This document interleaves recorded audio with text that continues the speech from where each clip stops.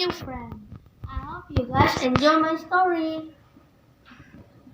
One day, Peppa and her friends at the playground. There's a mouse named Mandy.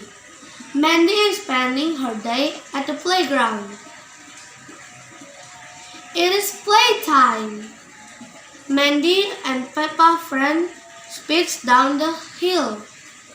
You're fast, says Danny Dog. All thanks to my wheelchair, says Mandy. Everyone plays ball. There are two teams. The winning team will be the one that throws the ball through the hoop.